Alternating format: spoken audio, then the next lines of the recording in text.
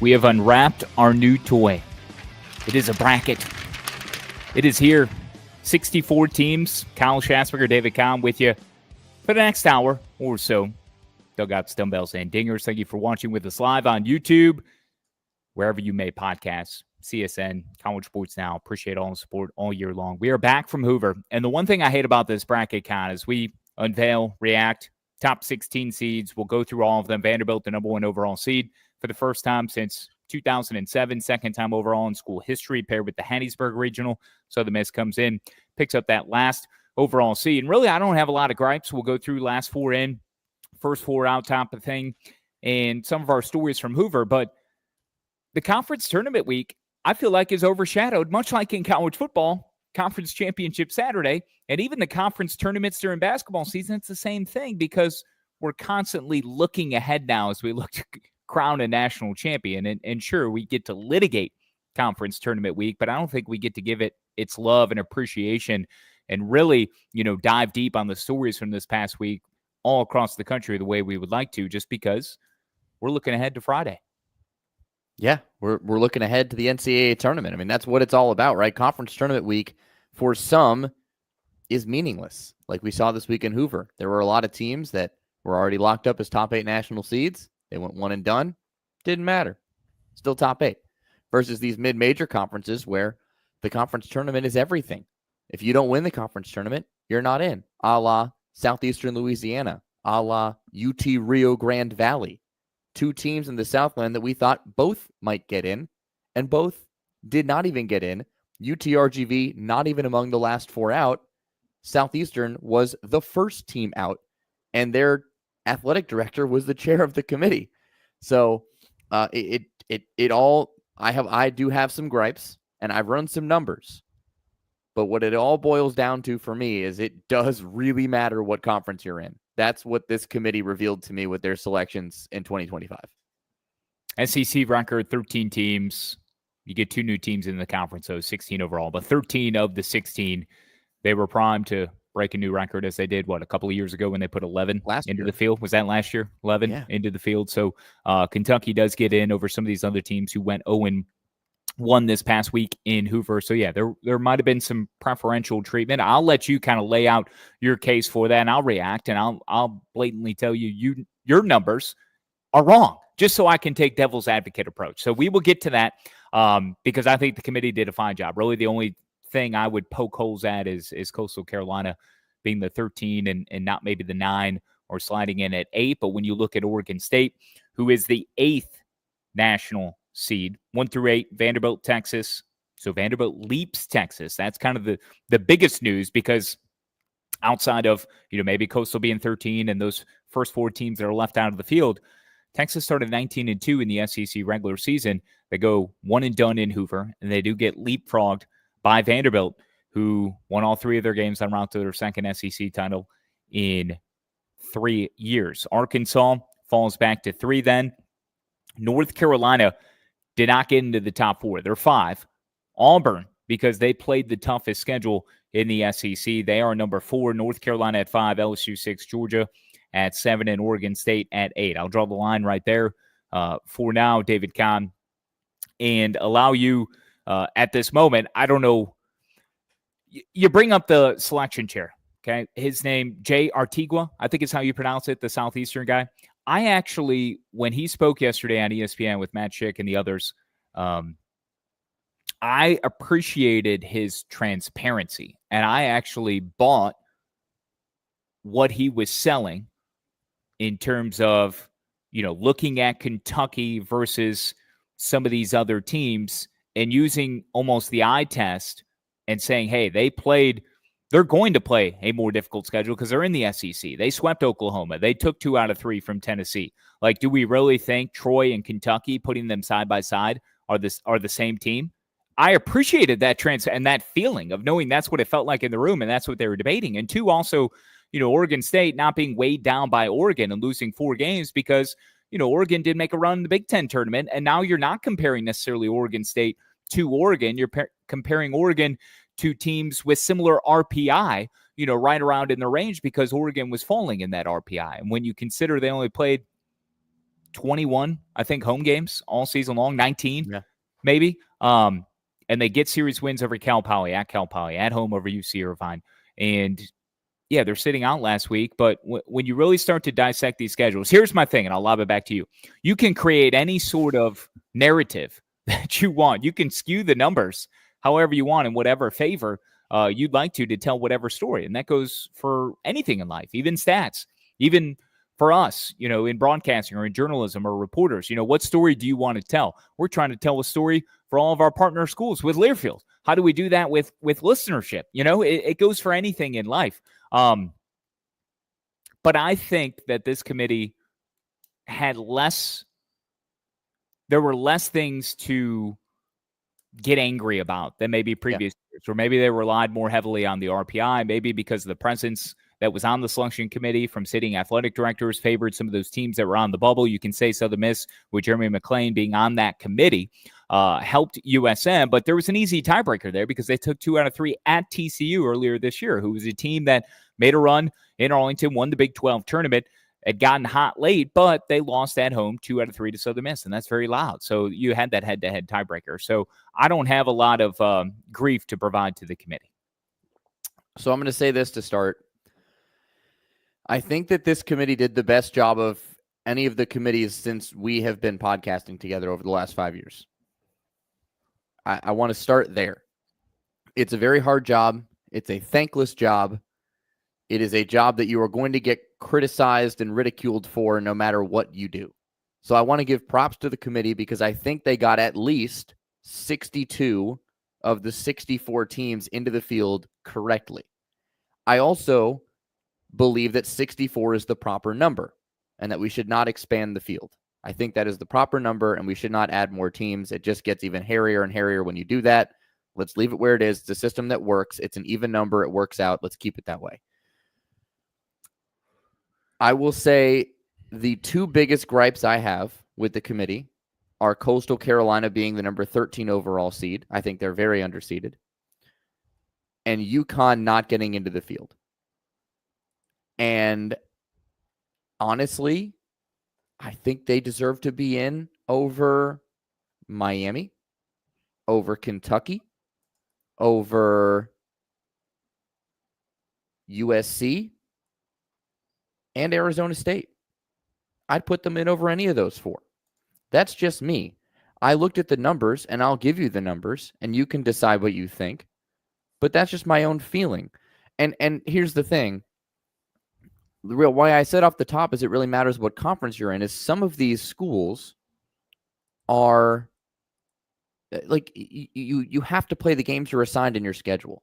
Like, yes, if you play in the Big East, which is one of the lower rated conferences according to RPI conference ranking per Warren Nolan, or the Sun Belt, your strength of schedule is going to be worse than the teams in the SEC and the teams in the ACC and the teams in the Big 12 and the teams in the Big 10 because it just is. That is what it is.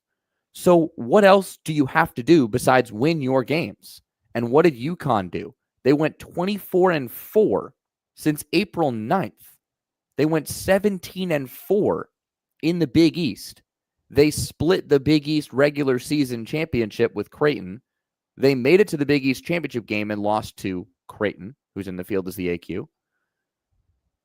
What did Coastal Carolina do? They won 18 in a row to close the year. They had 6 sweeps in the Sun Belt. Like, what else can you ask of them to do?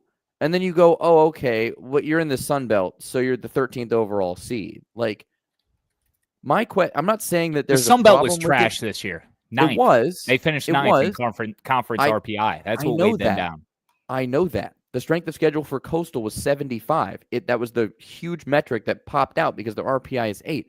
But what else can you ask them to do? They can only play the games on their schedule. Coastal had a great non-conference record as well. So, like, what more can these mid-major teams do to get ranked higher or to get into the field over teams in the SEC like Kentucky, who only had 29 wins this year? They went 29-24. Like, that's a bad season. I'm sorry. That's a bad season. I know they had the 9th best ranked schedule, but their RPI was 38. UConn's RPI, 41. And they went 38-21. Like, I feel bad for these mid majors because they keep getting left out to dry when all they're doing is winning. Like, they're just winning. They can't do anything else. If these teams, if UConn had lost like 6 more games and had not had a positive non-conference record at 19-15, like, I just don't know what more you can ask of these mid-major teams to do. And then they sit out there and go, what do we do wrong? We won 24 of our last 28. And it's like, oh, you didn't win one game in the conference tournament when you made it to the championship. You didn't win that one game. It just kind of sucks for them. Like, I'm not saying it's wrong because, like you said, the Sun Belt was trash, but like, it just sucks. Like, I feel for them. Coastal Carolina too lost a series to Troy during the year when it comes to us talking about the Sun Belt. And unfortunately, we didn't get the Southern Miss game until the title game in Montgomery on Sunday. So now Coastal has won 19 in a row. The 19-game winning streak of Southern Miss is no more. Both of them get in as hosts. Coastal went 13, Southern Miss at 16. But in breaking down Kentucky and UConn, 38 RPI in Kentucky, 41 for UConn. So you get into the nitty-gritty, 8. What is that? Not strength of schedule. An 8 for Kentucky, which you're going to get playing in the SEC, versus an 80 for UConn. But UConn did go out and collect a couple of a big win, including 2 out of 3 at Miami this year. That was in early March. Yeah. They beat Vanderbilt 6-2. They beat North Carolina. And they beat North Carolina. But relative, as Antigua put yesterday, relative to the competition within their conference, which I hear you, they can't help that. You know, none of these teams had an RPI inside the top 100, was kind of how I recall watching and listening to Antigua yesterday, and his reaction was, of the teams inside his league, of the run that they had made, you look at who they were playing and who they were beating, and you stack that up against a team like Kentucky, which, yeah, they're going to get the benefit of the doubt because they're in the SEC, because they both have 12 quad 1 wins. So those are equal, quad 1 and quad 2 combined. And Kentucky only has one more quad 1 win. So it's not like, even as you inspect even further to uncover that Kentucky, that their resume in terms of the analytics is that much better than UConn. And I think that's what, you know, the reason for the hill that you're standing on, Kahn. But when you look at 2 out of 3 from Tennessee, who is a host, yeah, Connecticut won 2 out of 3 from Miami. Miami was among the last 4 in, right? And then Kentucky's sweep of Oklahoma, loud as well. They only lost 4 games, quad 3 and quad 4. You look at UConn, they lost 6. They don't have a quad 4 game. So it just goes to show you how slim these margins really are when it comes down to it. UConn, if you didn't want to put it in the committee's hands, you had to win the Big East tournament. And they didn't. And I hate it for them because they felt they had done enough during the year. But I can accept and understand why the committee went the way that they did. Do you think UConn is the most, if we were to use the word egregious, of the last 4 or first 4 out? Do we have that officially? Do you have that in front of you? Yes, Was it? Okay. I do. Southeastern, UConn, Troy, and Virginia. And yes, far and away, I say UConn is the most egregious snub of the last 4 out that deserves to get in. Southeastern, if you don't win the Southland, you're not getting in. We know that. Troy, it's unfortunate, but you look at the metrics, strength of schedule 71, RPI 47. Their RPI is worse than everybody of the last 4 in, plus Miami and Kentucky, except for Arizona State. Their strength of schedule is 71. They only played, 20 quad 1, quad 2 games, and they went 8-12, and they play in the Sun Belt. So it's unfortunate, but they had the least amount of wins against quad 1 and quad 2 teams of the last 4 in and the first 4 out. So you kind of just shrug your shoulders and go, sorry, guys. Like, you had a great season, but and that's why I said it really matters what conference you play in. I can accept Kentucky getting in over UConn. I understand. Well, they lost 6. They lost like 6 one-run games too. I mean, that stuff is being factored into this when speaks to the margins again. And this was talked about yesterday when the bracket came out. When you're looking at Kentucky, next to these other teams, and you see how razor thin those margins are to them having 2 or even 3 more wins, and the difference that can make optically when we're looking at resumes and looking at RPIs and strength of schedule and non-strength of schedule. They already have a 3-spot advantage in RPI if we're going to rely on that alone, or at least use that as the tiebreaker. So I think all of this data, more so than any previous year, to your point earlier, you have less to gripe about than previous years. I think all of that is borne out through the decisions that were made. If you really want to break it down, I think we can all come to terms with what we have. The one exception being UConn sure not being in the field, if you want to die on that hill. And then back to Coastal, a double champion, right? Winning the Sun Belt regular season, winning the Sun Belt Conference Tournament championship. They are one of 16, but the postseason won't run through Conway in the super regional round. They'll likely have to go on the road. Should chalk hold. Who are they paired up with? Coastal at 13. Is that with Auburn? The 4? Yes. Yeah. So,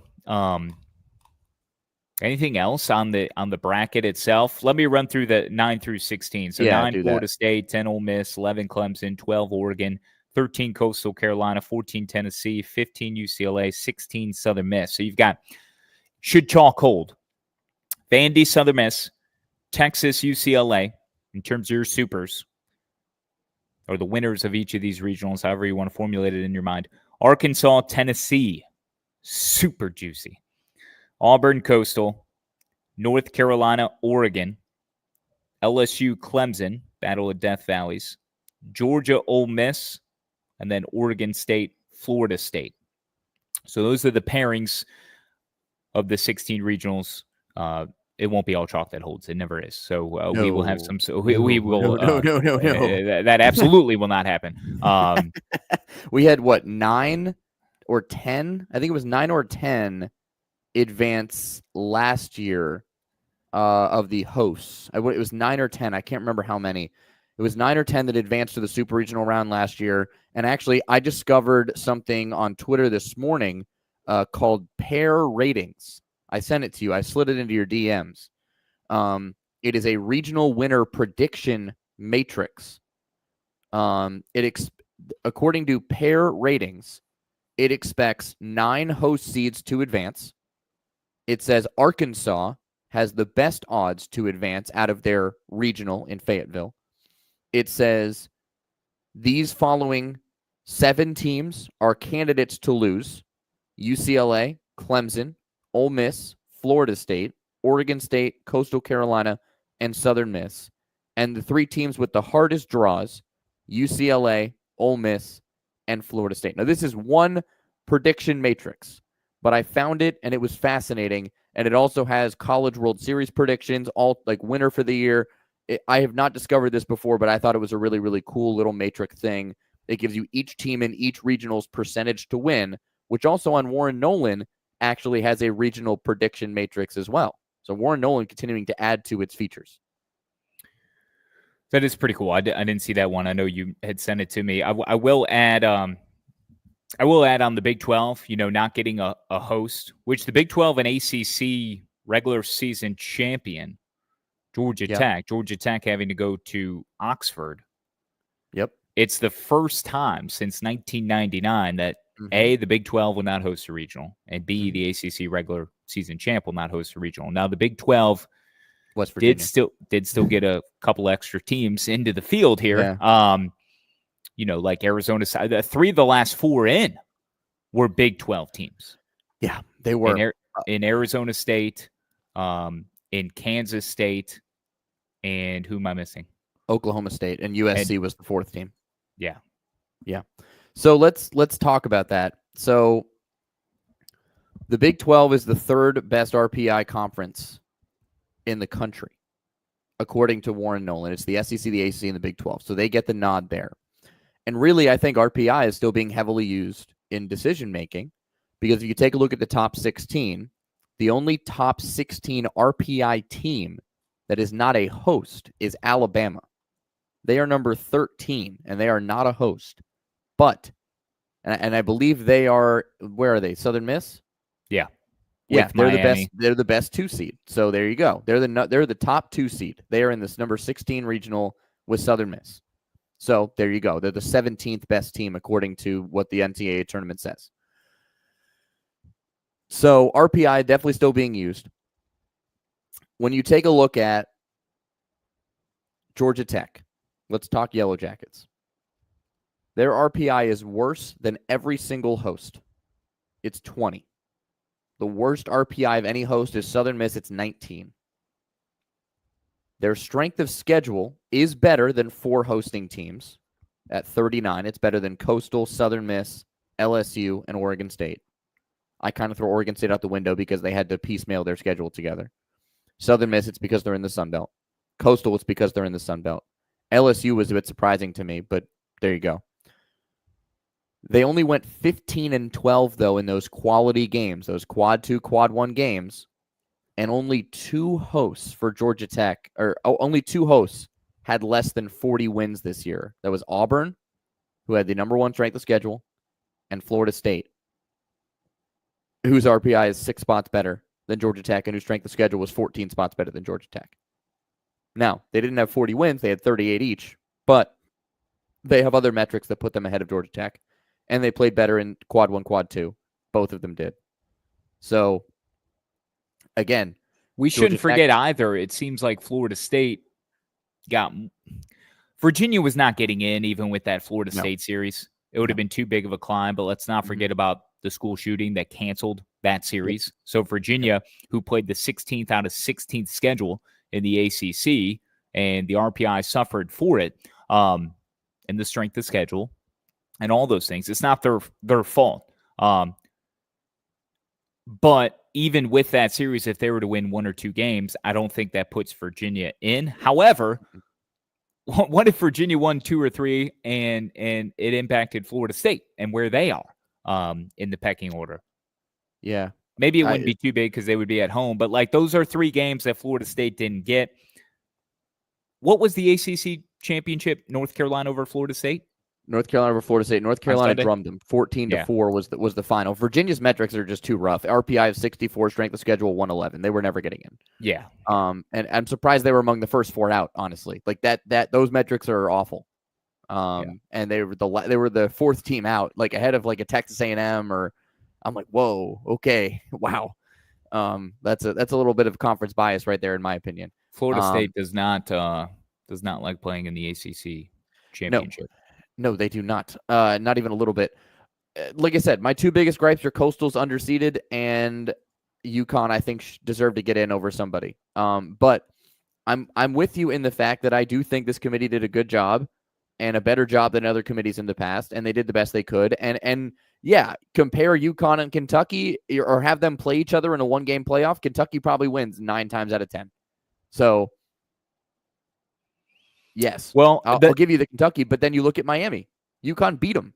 So, like, you took the TCU Southern Miss thing, right? Southern Miss host, TCU not. Use the same eye test for UConn and Miami. UConn beat Miami. Why is UConn not in over the Hurricanes? Well, let's look at that real quick. So Miami RPI at 40, 1 spot ahead of UConn is what I'm looking at. Strength of schedule is way better. It's 8 versus 85. Yeah. That's going to be why right there. Plus Miami, they got the 18 quad 1 wins versus 12 for UConn. UConn has 12. That kind of solves the argument for me right there. Is you parse through it. Like, I don't need to see anything more. It's the conference thing. That's what it is. It's Miami plays in the ACC and UConn plays in the Big East, which is the Big East is the 11th rated conference in college baseball. And the ACC is the 2nd rated conference in college baseball. So I just continue to go back. If you're UConn, win the games, win the title. Don't be slow out of the gates. Yeah. You got to win the Big East tournament. Yeah, you have to. And also, if you want to blame somebody, blame ECU. I mean, seriously, blame Houston Christian. Yeah. Cal Poly and WKU are interesting because I don't know if you can blame Houston Christian because you still got 1 team in. Honestly, Houston Christian helped out people because if Southland and UTRGV make the final, that's a 2-bid Southland potentially. Sure. Okay. I'm with you there. Yeah. Western Kentucky getting in. winning CUSA, they fizzled on a walk-off. Like they were off the bubble. I mean, they were on the bubble, I suppose, but like the only way they're going to work their way back out of the into the field was to win it all, and they did that. So DBU gets the at-large. By the way, LSU, I think, because this isn't your grandpa's DBU. I mean, it's DBU. It's Dan Hefner. It's solid. But I think LSU in the Baton Rouge Regional is one of the more favorable among any of these. I got some numbers on DBU for you that, hold on here. DBU 21-3 since April 6th. Third best record against top 25 RPI teams. 10th 40-win season in the last 11 years. Don't go sleeping on the Patriots, all right? Don't you do it. Well, I can guarantee you LSU fans are sleeping on the Patriots. So they shouldn't. Confident as ever at the box this weekend. Nebraska stealing a bid in the Big Ten. I mean, ECU, Nebraska, potentially Cal Poly, although I think them winning at least into the semifinals did enough to get them an at-large in the Big West along with UC Irvine. But Cal Poly ended up winning it, extinguishing any sort of doubt. Western Kentucky. So those are just, some of the bid thievery. And the biggest was ECU as a 6 seed at the American, knocking off your beloved Tulane Green Wave. Hate to see it. Some of the, I got a qualifiers graphic up here. So A10 Rhode Island, mentioned ECU, American, Creighton Big East, Cal Poly, Wright State out of the horizon again. Miami Mac, first time since what, like 05, 07 for Miami? 05. Central Connecticut State, the NEC. They beat LIU. The Sharks will not return to the tournament. They will not. Vanderbilt, your number one overall seed. If you want an automatic bid for the SEC, that was it. Seems so stupid saying that. It's easier to say which teams from the SEC didn't make the tournament. A&M, South Carolina, Missouri. That's it. Which we all knew. We all knew that because as soon as A&M lost, that was it. The teams were locked. We knew who was getting in the field. The only question was Kentucky. And in the back of our heads, we all knew Kentucky was getting in. All right? Like, we just knew. It's the SEC. If there is an SEC team on the bubble, they're getting in. Just for perpetuity. All right? The SEC is the best conference in college baseball. They're getting every single team in that's on the right side of the bubble. I thought when the top 4 seeds were released, so we got the host sites on Sunday night at 8:30 Eastern as you and I were driving back from Hoover, all in alphabetical order. Like they're trying not to tip their cap in any way, protect the novelty of this whole thing for a 12 o'clock release Eastern time on Monday, Memorial Day. But then right before that, on like 11, an hour earlier, they do alphabetically the top 4, and there's no North Carolina. It's just the 4 SEC schools.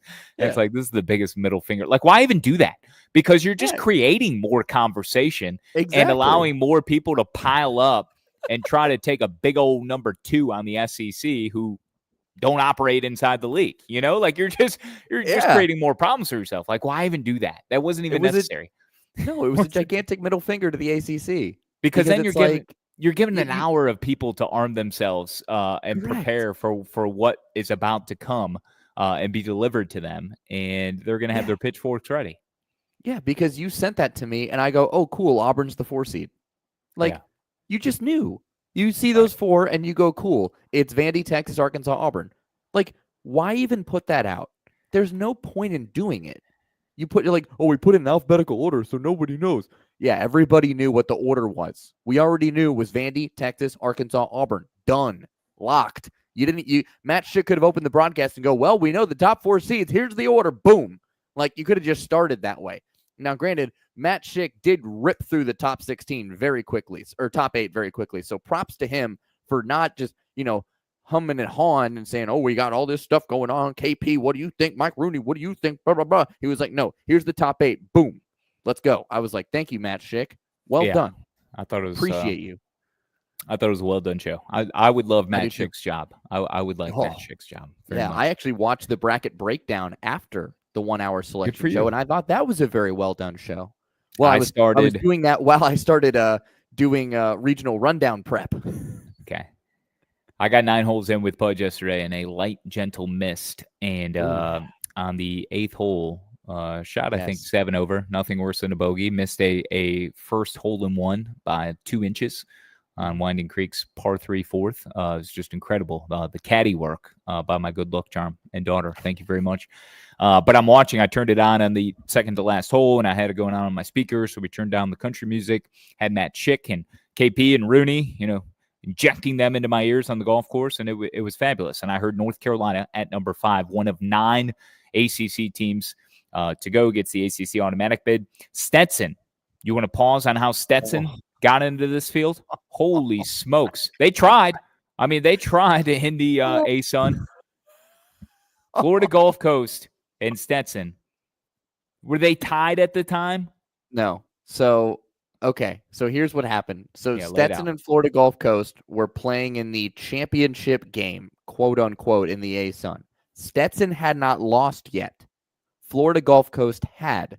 So it was one of those dumb scenarios with the double elimination, whatever, that if Stetson wins, they're the champ. If Florida Gulf Coast wins, they play again. It was one of those annoyances that we deal with across conference tournament week, which should be removed. Single elim everywhere, no pool play. Just play the damn games and make a bracket. Damn it. God. So they ended up going with the higher seed just because Stetson was rated higher, but they would have been tied in the tournament at one game apiece. Yes. So Florida Gulf Coast, at the time of the lightning delay, which ended up lasting 7+ hours before they called the game, dear Lord, Florida Gulf Coast was winning 6-5 in the 6th. So it was a completed game. So they were able to call the game, give Florida Gulf Coast the win, which only made them 1-1. So now they would have had to play again, which is impossible to do because you have to finish the games on Sunday per the NCAA baseball rules, and they couldn't. So because of that, Stetson, as the higher RPI rated team and the top seed, won the ASUN automatic qualifier. Yeah, not ideal. Big South winner, USC Upstate, going to the tournament for the first time. Did they walk off High Point? I think they had to come back. I mean, High Point was the favorite for a lot of the year. USC Upstate? Yeah, yes, they Big did. South. Yes. Yeah, yes. Walked off High Point, so they're going dancing for the first time in school history, and they get a close regional. I think they're going to Clemson. Yeah. Yep. Which is, I think that's special, man, especially for a team. I mean, yeah, the kids want like a trip maybe geographically that's a little bit different, but when you consider, and who wouldn't, right? Like, I agree with that. Like, let's go somewhere cool. Who's coming down to Baton Rouge from the Northeast? Well, Northeastern's going to Florida State. Yeah, there's your example right there. For a team that's won 26 in a row. 27? 27 in a row. 27 in a row. They get to go down. LSU, who's going to LSU? Where are you, Baton Rouge? Rhode Island. Yeah, like that's awesome for Rhode Island. Yeah, it is. But for USC Upstate, I bet the administration's probably like, heck yeah. Because it's your first first tournament. Well, for the administration's sake of the you're talking about money these teams have to pay for this stuff. The administration just says, cool, book the bus every day. We don't need to pay for hotels. We don't need to pay for flights. We don't got to pay for nothing. I don't have this on good authority, but I just assume the NCAA pays for all this. I don't know. This they might. The I hope they do. Yeah, I hope so. Like basketball. But I don't know that. Dude, I don't know that for a fact. At they might pay for the hotel. At 3D Dingers, if you have any intel for this, at Cal Schass, at SportsCount 4.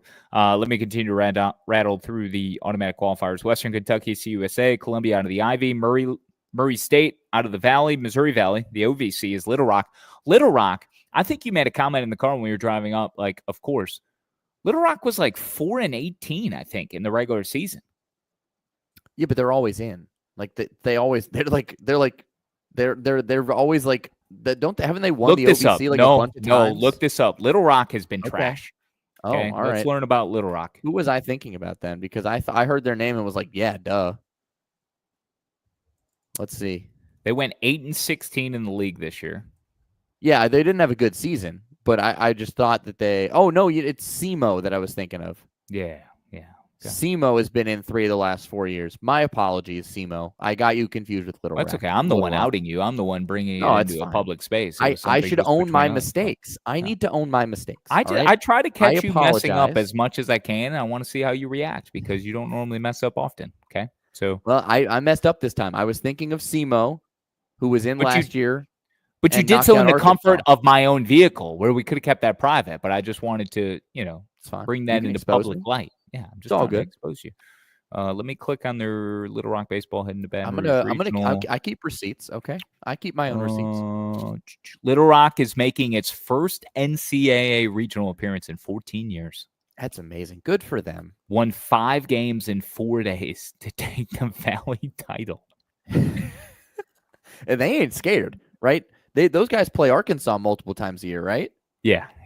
Like that's a pretty common midweek battle, and they are in the LSU regional where, like, I don't know much about Rhode Island, I'll be honest, but like I'm sure Little Rock could get a game over them. I mean DBU and LSU, like, good teams, but like I said, Little Rock's got SEC playing experience, so who knows, right? That's why this is fun. We had Evansville last year. Evansville was the story of the tournament, right? The little 4 seed that came within 1 game of going to the College World Series because they forced a Game 3 super in Knoxville. Yeah. Like, it was awesome. It was like the 8th 4 seed ever, I'm pretty sure, to advance out of regional play. Like, there are some 4 seeds in here that, like, I mean, I don't know if anybody's going to do it, but, like, I mean, Wright State consistently in the tournament. Columbia beats the living snot out of the baseball. All right? That Southern Miss regional is going to be offensive heavy. So is Baton Rouge, man. Rhode Island is 9th nationally in scoring, 35th in home runs with 85, 7th in OBP. Yeah, Fresno State, they've won a College World Series before. They're not scared. Like, there were some 4 seeds in here that are legitimate contenders. All right, those 3, I think, in particular. Fresno getting the Mountain West, ETSU out of the SoCon. ETSU a 3 seed. Louisville's the 2 at Vandy, right? I'm going off That's memory correct. on this. Yes, okay. That's correct. Yeah. Yes. ETSU gets the 3. We'll have 2 seeded Louisville, 4 seeded Wright State, top seeded Vandy. That's your number 1 overall. Vanderbilt Commodores, the Nashville Regional. What else we got? Coastal, SB, Sunbelt, St. Mary's, West Coast Conference, Binghamton, earning the America East, Arizona, Big 12. That's wrong. No, that's right. That's right. Yeah, that's right. Nebraska, Big 10, Northeastern, Fairfield out of the MAC, Fresno State, Holy Cross, Patriot League, Houston Christian, and Bethune-Cookman out of the SWAC. So those are all the auto qualifiers. I want to say this right now. I am scared if I'm Oregon. I'm terrified of Arizona and Cal Poly. That's a tough draw. All right. That would scare me if I were a Ducky right now as the 12 seed. Whoo! Holy smokes. Yeah, it's not easy, especially when you got a former conference running mate in Arizona. There's probably a few more examples of this going on. 5 former Pac-12 teams all getting in. The Big 10 getting propped up by their, is it 3 officially? You get Arizona State and UCLA, a former Pac-12 matchup from the Big 10 and the Big 12. Arizona State, both getting in. Former Pac-12, Big 12. Yep. So you got 4 total Big 10: Nebraska, Oregon, Southern Cal, and UCLA. None of them founding members. Iowa. Or no Iowa. Iowa gets left out. Not surprising. They crumbled, but wow. Here's another Kentucky nugget on you. So 19 quad 1 losses. Of those 19, 12 were by 2 or fewer runs. 4 were in extra innings. Okay. I mean, the problem is you say that, and then we just told UConn win their games. And now you're telling Kentucky you don't have to win your games. You just have to lose them by close margins because you're playing better opponents. Not all losses are created equal, David Kahn. Apparently not. It goes back to what I said at the start, man. I feel for these mid-majors, dude, because you can win all your games and then you lose the one that matters, and who cares? Like, your season's over. Like, it's so funny because you saw, like, as West Virginia was tumbling down the stretch, West Virginia Twitter was just, oh, there goes hosting. There goes the postseason. We're not going to make it. Blah, blah, blah. And you have like a 3-game lead in the Big 12 still. It's like, dude, you're going to get in. You may not host, but you're going to get in the tournament. It's fine. But if you're UConn and you lost any one of those series along the way, this wouldn't even be a discussion. They would be done. Goodbye. Kibosh. But because they split the Big East, because they rattled off so many wins to close the year, because they made it to the Big East Tournament Championship game and lost to Creighton, the discussion has to be had. And it's really tough because you lost one game that decided your season. One. And Kentucky lost 19 quad one games, and you're like, oh, these are by 1 run or 2 run or extra innings. They were all tight. And so Kentucky is better than UConn, and they're in the field. And it's like, well, you might not be wrong, but it sucks because you're telling UConn to win all their games, and you're telling Kentucky, okay, it's okay, little Kentucky. You can lose the games. Participation matters. It's fine. Here's your little trophy. Here's your tournament selection. And you're telling UConn, oh, sorry, Johnny, you played real hard and you won all these games and you did great, but it doesn't matter because you played really, really stinky opponents. Like that's all. That's what you're saying. So I feel for the mid-majors. I'm going to die on that hill. I've just uncovered something that sews it up when it comes to UConn. UConn never had any business getting into this field. Oh, my. Because one of their losses, very early on, yes, was to Missouri, 11-7 in Puerto Rico. In the opening weekend of the regular season. Oh, no. You can't lose all 3 games in Puerto Rico outside the continental United States and expect to get into the tournament, let alone losing by 4 runs to Missouri. Now, Missouri wasn't what we learned Missouri that they would well. become. Yeah. But, God, it was 10-6 to Stetson, 11-7 to Missouri, 7-6 to Penn State. Then you dropped 2 out of 3 to FAU. We knew it was a rough start, okay? Mm-hmm. We knew that. The Dodger Classic, USC, UCLA, they do get the win over Vanderbilt. Then they take 2 out of 3 over Miami. So you're starting to build some momentum as March Madness was taking center stage, 2nd and 3rd week. You dropped 2 games, though, to frickin' Campbell in Bowie's Creek. I do want to point this out. UConn was the last team in the nation to play a series at home.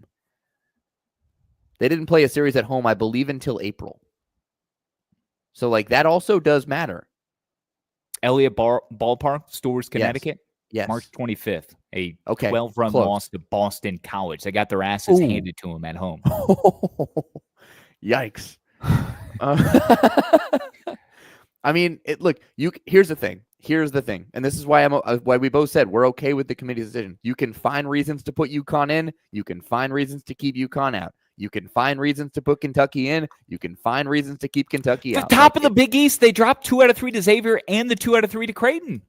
I know. This is the most Jekyll and Hyde team. I know that, but since then they went 24-4. I don't care. That's from April on. What did you do before April? You lost to the 2 good teams in your league. That's like Troy losing to they beat Coastal. But then they get swept by Southern Miss. They don't play anybody else. That's a fair point. They went 3-6 against Creighton and Xavier. I mean, this resume is trash. Why are we even talking about UConn? I can't believe we wasted 10, 15 minutes cumulatively, the aggregate here, of talking UConn in the beginning in this sport. What are we doing with our lives? I just wanted to make the case that they had a case to get in. But like I said, you can make cases they didn't, case they did. Have we talked about TCU at all? Do we need to give TCU some kind of flowers? You can. I'm not sure. So I don't know what kind of flowers. I mean, do they smell half decent? Well, let's talk about it. So TCU's RPI is 17, right? There's only one team that's hosting with a higher RPI. It's Southern Miss at 19. But they have a much better strength of schedule, 13. Their strength of schedule is better than seeds 9 and 11 through 16. Ole Miss is better with 6. But TCU in the 3rd best conference has a number 13 strength of schedule. But they only went 20-15 in quad 1 and quad 2 games. Only 2 teams with fewer non-conference wins for TCU, because TCU only had 18, are hosting UCLA and Southern Miss. So there are some numbers that can keep TCU out of this field. RPI 17, 20 and 15 in Q1, Q2, non-conference wins only at 18. So those are the 3 numbers that I think pop out to me that keeps TCU out of the hosting field. Well, who are they going to bump out? Because, like I said earlier, Southern Miss taking 2 out of 3 in Fort Worth early in the year. It would be Southern Miss, but that's the one they can't because TCU beat them. It would be Southern Miss. That would be the only one. Like people could argue UCLA maybe, but UCLA's got a better RPI. And they had 42 wins. TCU had 39. End of story. Like, done. Father's Day is coming up. BaseballBarbecue.com. Use the promo code 3D-20. Baseball Barbecue makes padded baseball and bat handle barbecue tools licensed for the best teams in college baseball. Fun, functional baseball barbecue products. Perfect for casual fans or serious grillers. Sign of the name Kahn because it's relevant. Many of these teams competing in this 64-team field are all featured. There's Major League Baseball partners as well that you can find the apparel, racks, and grills. This is custom hand quality made stuff here. You can even customize some of the grilling tools. So summer is here. Father's Day is coming up. If you click on the college tab, baseballbarbecue.com, go online, you'll see teams like Alabama, Arizona, Arkansas, Auburn, Coastal Carolina, Clemson, ECU, DBU, Creighton, all these teams participating in the NCAA baseball tournament. FSU, just going down the line, Kansas State, LSU, Oklahoma, NC State, Mississippi State, Ole Miss, Southern Miss, Tennessee, not Texas A&M. Nope. And not Virginia. Is Mike Learley getting fired? I hope not. I hope not as well. I've seen a lot of talk that says it's not if, but when he is terminated, and I think that's terrible.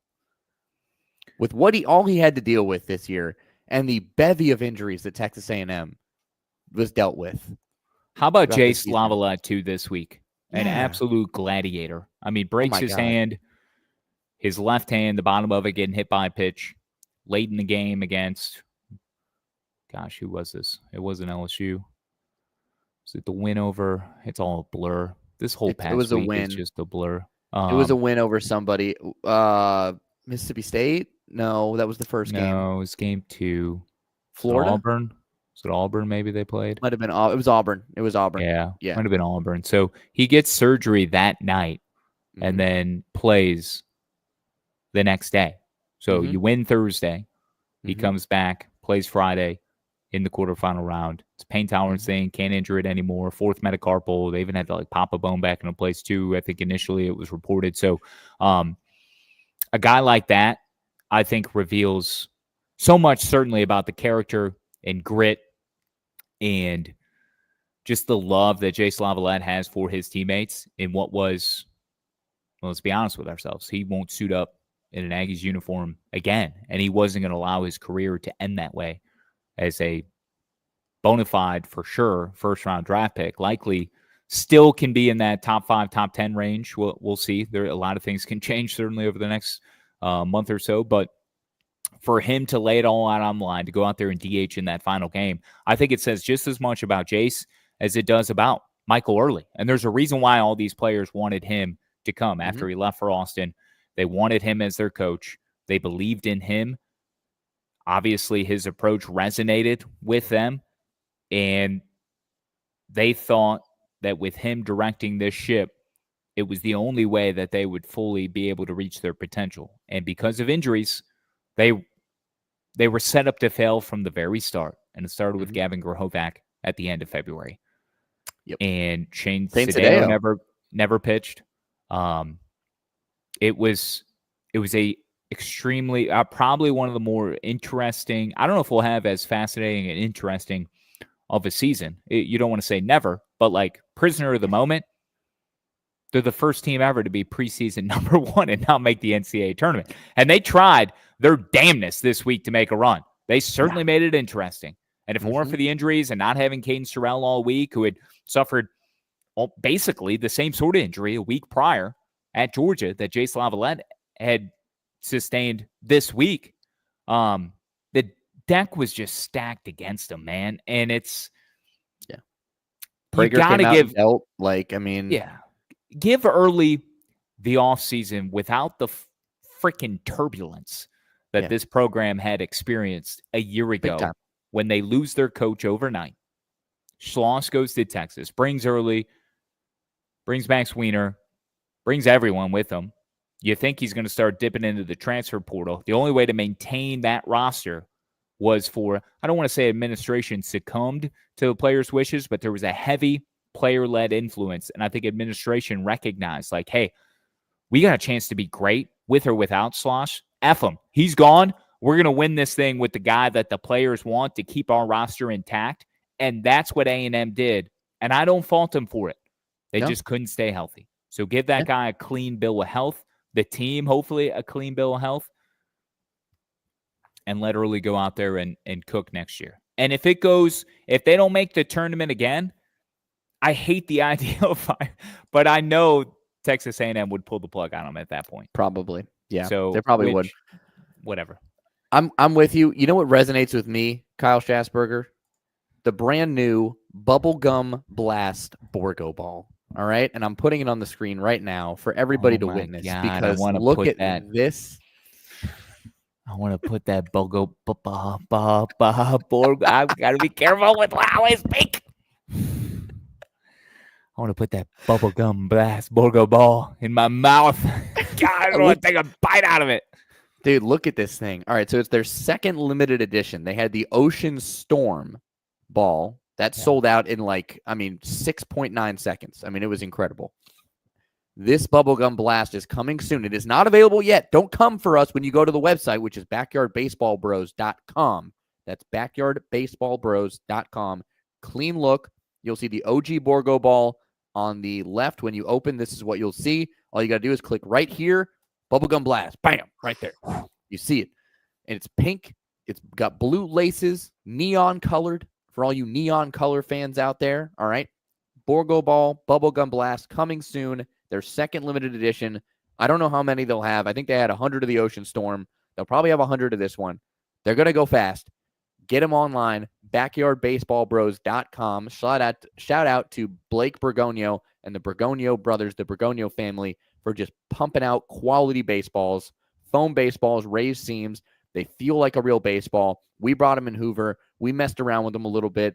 They were great to just kind of hold and squeeze while we were calling games all week. Super fun, super easy, super affordable. 4-pack for $20. All right, you can't get a better deal than that. Backyardbaseballbros.com. I think that's beautiful. So cool what they're doing to be able to recreate the success of what the Borgo ball is, make it cool, make it trendy. I mean, you got to get your hands on those. And I have an idea for Blake. I don't want to reveal this on the show, but for Blake Bergonio, I've got an idea for him to help us and to help those participating in our bracket challenge. Because we've got to come up with some sort of prize. Oh. So you know what? I may sort of tease this and put him on the spot. But I think the Borgo ball needs to be a part of the prize pack, the prize. I don't know. But I need to confirm those details with him. So we need to figure out how to award whoever it is that takes home the crown for our 3D bracket challenge, which that link is live. If you haven't seen it, go on Twitter on X at 3D Dingers. Or when you're on D1 that right now. Or when you're on D1Baseball.com, because this is a part of D1Baseball.com. So thank you, Kendall Rogers, Aaron Fitt, Mark Etheridge. Good to see Joe Healy. You talked to him more than I did this past week. I know Mark Etheridge was ill, couldn't really make it. But yes, he wasn't there. He was dealing with sinus infection, but always great to see Joe. Love Joe Healy. And absolutely. The Jack boys DeLongshaw. Jack DeLongshaw. God, my God, Jack. We didn't get Biscuit Belly. It was a travesty. But we had some weather. I'm in mourning right now. We had some weather issues that kind of threw off the whole week. It really wasn't catastrophic, but it's throwing a wrench in the way we operate each and every day last week. It can change a lot of things. And there were schedules that were impacted, even in spite of just really moving one game.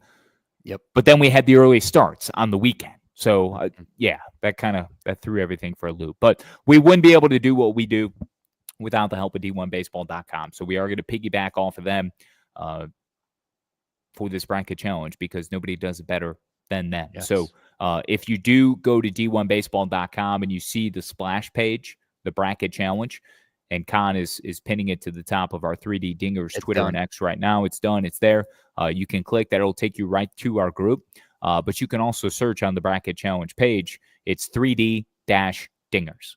3D-Dingers is the name of the group. So I've started to circulate that link.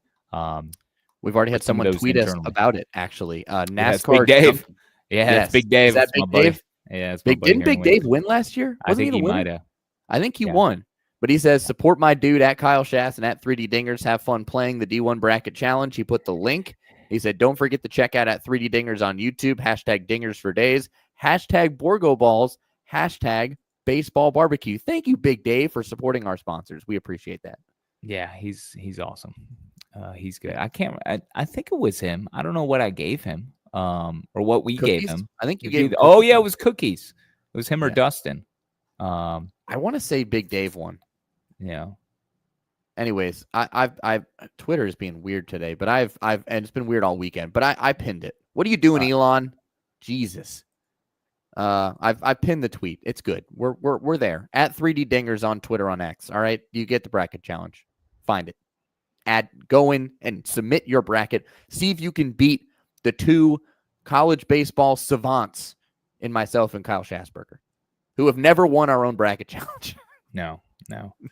Do you have we got maybe 15 minutes or so left before my laptop dies. Do you have looking back on this week, and you can provide maybe some hat tips, SDAs, just moments that stand out. Let's give, because I started the podcast by saying we aren't really able to appreciate what this past week was. Yeah. What sticks out for you? For me, obviously, and for you, Hoover is front and center, and Ole Miss was able to play themselves into a hosting role. Tennessee was able to do that as well. In spite of going 0-1, Kentucky does slide into the tournament. So a record 13 team, some high-level baseball, not a lot of offense, just 20 total home runs in Hoover. That after 47 a year ago.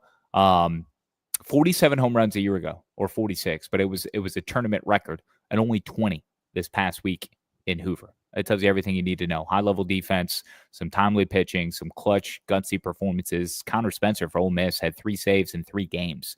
Did not pitch in the title game, though, against Vanderbilt. He couldn't. His arm was going to fall off. Yeah, Vandy walked off Tennessee in the semifinal game. That was, a snoozer, or at least, didn't live up to any sort of expectations that you might have for that rivalry. 10-0. Mercy ruled Tennessee. Yeah. Certainly from a Vanderbilt perspective, it was nice. And Tony Vitello said afterwards, by the way, 13 hits for Vanderbilt, none of them extra base hits. First time that's happened. A team scores 10 runs and doesn't have an extra base hit since 2000. in 25 years. Yeah. And Vandy responsible for 2 of those.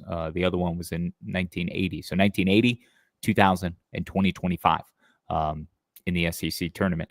Vitello said after, Riley Nelson is the kind of guy, quote, you just wish didn't exist, which was incredible from Tony Vitello. Birdie Johnston, you wish he didn't exist all week either. He was the tournament most outstanding player. Yeah, he was. He homered early in that game, first inning against Ole Miss. But yep. You didn't have, the attendance was like, I didn't see the final attendance figure. We had a really big quarterfinal Friday with LSU. Yeah, who the hell played? Arkansas and Ole Miss, and then LSU and A&M. That was like 15-5, I believe, was the attendance across those 2 games. That was a monster crowd. And then with LSU and Tennessee's exit on Saturday, it was about as what you would expect. It lessened some. It was like 13-6, but I don't know what the total was for the week. But, I'm so locked into everything going on in Hoover. You're trying to pay attention to what's going on elsewhere. I did not like speaking of crowds, did not like the crowds at the Schwab. Terrible. Horrible. But what do you expect? Yeah. So. Huge stadium, and the Big Ten is not a baseball conference. ECU's run was very surprising in the American, because this isn't a typical Cliff Godwin team, but maybe them being under the radar and being able to play their best baseball at the right time. They don't have the power or the physicality. Yeah, outside of the couple 2 arms they have, I don't see them making a run in the tournament, or it's translating in ways. Coastal or Florida out of that regional. Yeah, and Florida's so banged up now. I know. Will that catch up? They lost. Yeah, they lost Heyman. So that's another injury for them. Anyways, my question to you, what else do you want to slide in here Oh, man. I mean, you named a lot of it. Hoover was still amazing despite the weather. Hoover was incredible. I love the single elimination bracket. That's what stands out to me the most. The single elimination format for the SEC, the ACC, the Big 12, that should be the standard across the board. Invite everybody to the party, single elim. Just do it. I think that is awesome. And I think it creates for the best baseball. I think you give the top 4 seeds or however many seeds, depending on what your state conference looks like, buys. I think it's perfect. I think everybody needs to adopt it. I think it'll make conference tournament week even that much more exciting.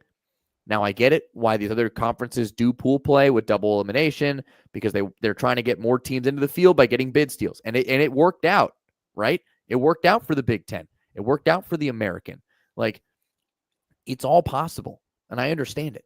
But for the viewer, the fan, the best baseball is one and done. Single elim, light it up, line them up, play the ball. You win, you stay, you lose, you're gone. Love it. That's what stood out to me the most from Conference Tournament Week, is how well single elimination works. It's awesome, and we should keep it. Beyond that, man, I mean,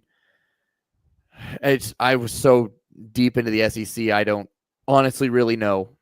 I really don't have much else that stood out. There was that issue in the SoCon tournament with Samford and Mercer, where Samford's guy hit a home run and then egregiously taunted the entire Mercer team, causing Mercer's coach to pull their entire team off the field in protest.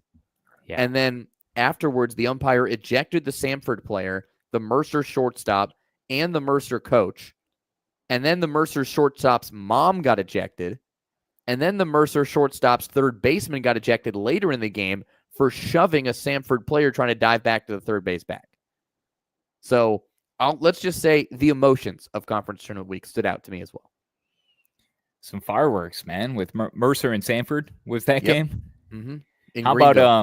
How about here's a reminder. So while you and Tim Bickford were calling Tennessee and Alabama, now the game just wouldn't end. we had a game Tennessee and Texas, you mean? No, Tennessee and Alabama. The 15-10 game. Okay, yes. Yes, that game would not end. Yeah, would not end. Tennessee, Texas, I guess, looking back on it, probably was the best. That was the best game of the tournament. Thriller, yes. Yeah. You had a couple that were tied just because of the natural, pitching duels that we had in the back half of the week. There were some lopsided ones early on. But, yeah, I think you and Tim with Texas and Tennessee, 12 innings. Texas bows out in one game. Was definitely – because Tennessee scored, 5 unanswered in that game? Take a 5-4 lead in the 10th. Gavin Keelan homered in the top of the 10th to give him the lead. Texas tied it, had the winning run on base, stranded him.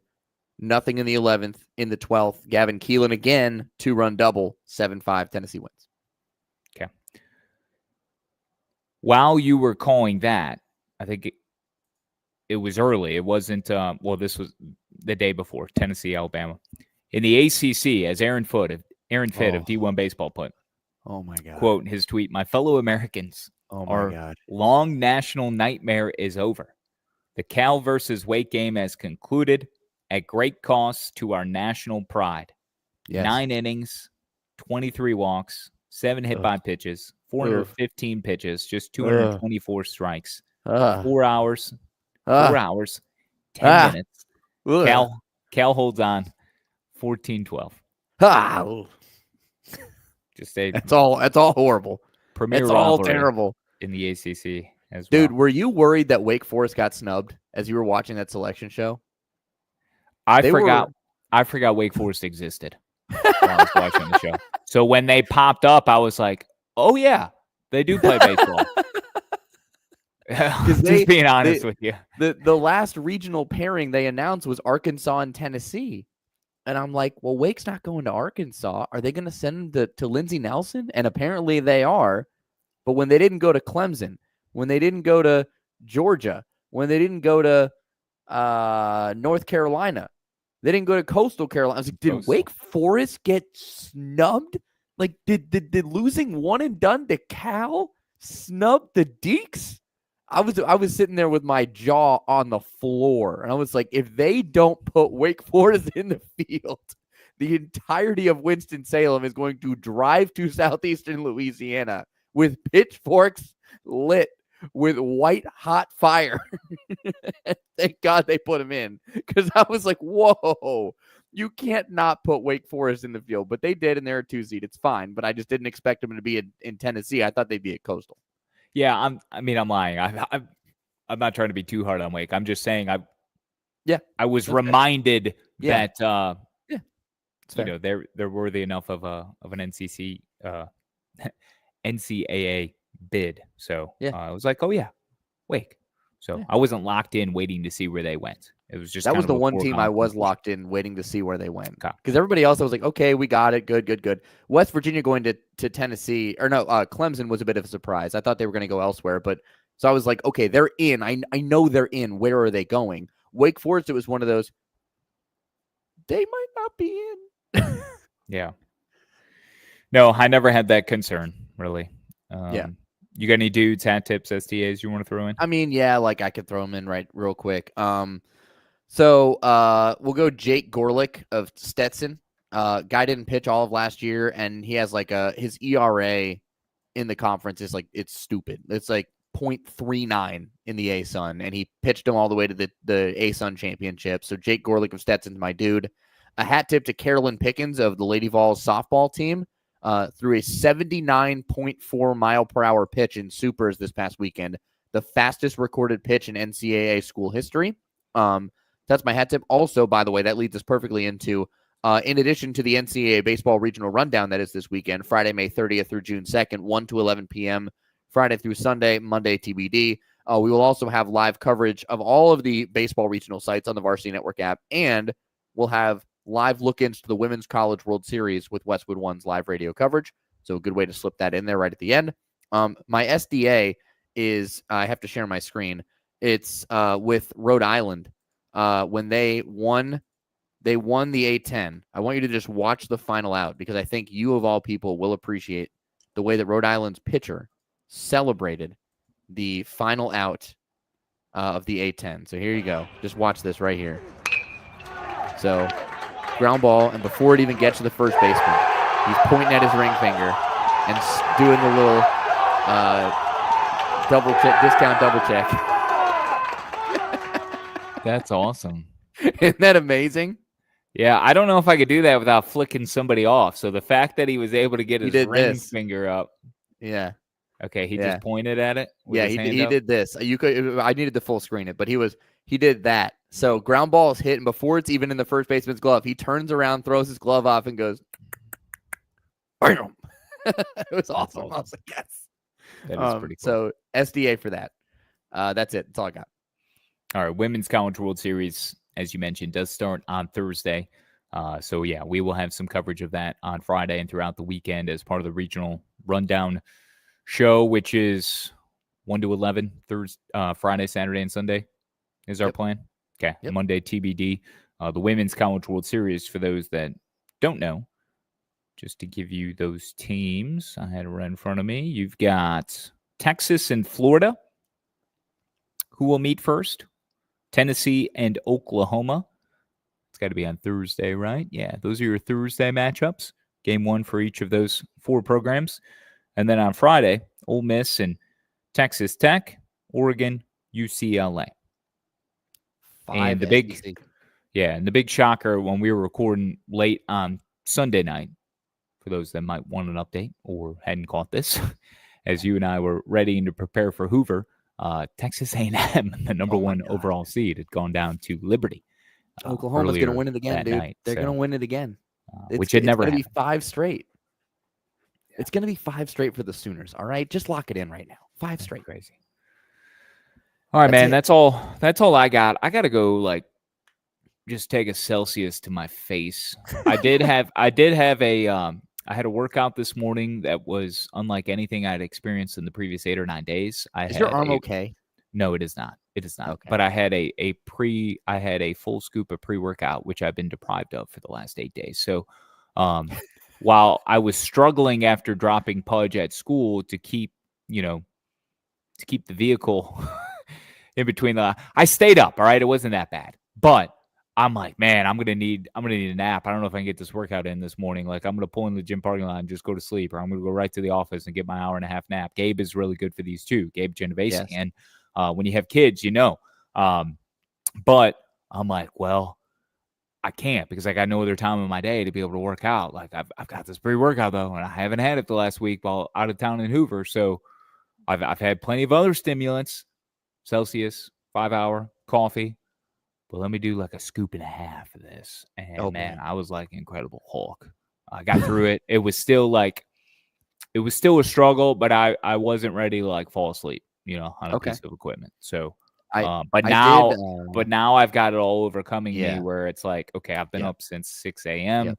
I didn't go to bed till close to 1. Like, I need a Celsius to the face. And then I got to start getting ready, getting Arkansas and Southern Miss ready for this weekend too, my schools. So I did ask my doctor on retainer, by the way. She said compressed nerve or a tendon issue. So you should definitely get that looked at. Okay, who do I see? I don't see doctors. I don't know what that means. Like, what? Do I just call? Okay, all right. Okay, thank you. All right, we'll do it on Dugouts, Dumbbells, and Dingers. We will be back. You will be back. I will be out. Deserting me.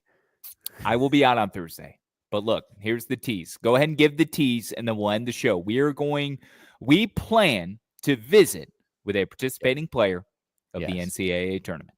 Yes, we do. Do you want me to say who it is? You can, as long as you aren't gonna. I don't want to say who it is. I don't want to jinx it yet. It's not locked in. The request has been put out to talk to a certain player on a participating NCAA tournament team that we have tried to talk to before, and we are hopefully going to get to talk to him this week as we preview his team's magical season that has included a lengthy winning streak. That's all I'm going to say.